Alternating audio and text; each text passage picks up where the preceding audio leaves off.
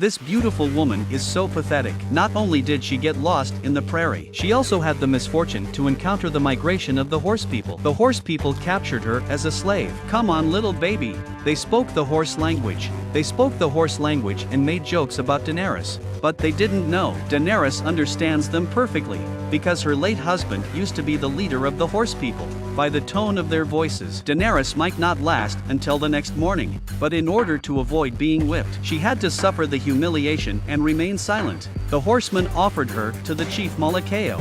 Seeing such a beautiful woman, Morrow's many wives began to feel jealous. Silver-haired people are usually witches. They should be put to death immediately. But in the eyes of the horse people, a woman's word has no authority. They are just playthings and fertility tools for men. Malakeo stepped forward to strip Daenerys of her clothes. In desperation, Daenerys had to reveal her identity. Queen of Meereen, Mother of Dragons, Khaleesi of the Steppes. Morrow tried to hold back, but he couldn't help but laugh out loud.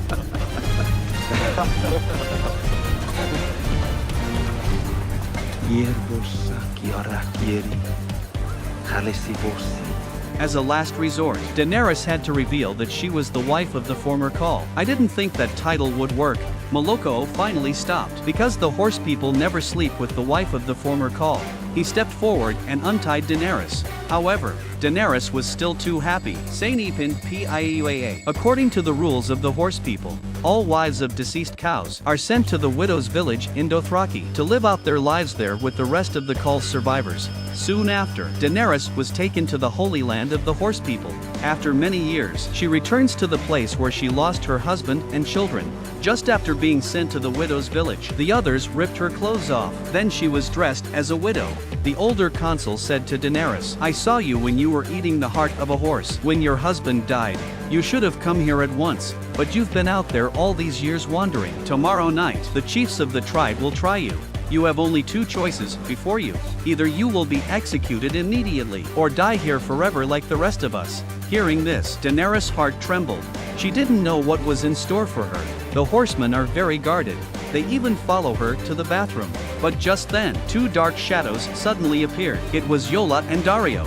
They told Daenerys, after the arena riot was over, the city of Meereen was deserted.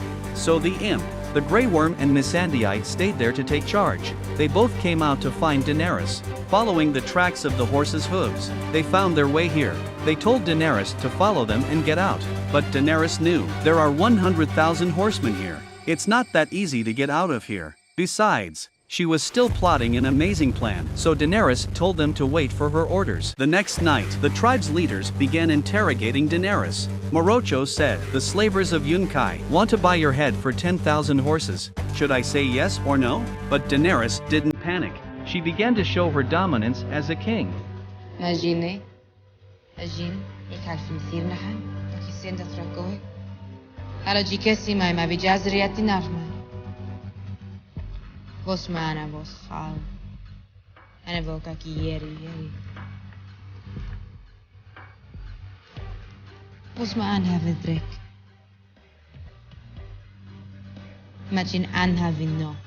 The chiefs were stunned. They wanted to see who gave them the courage to let such a woman to say such crazy things. But the next moment, Daenerys placed her hand on the 1,000-degree fire.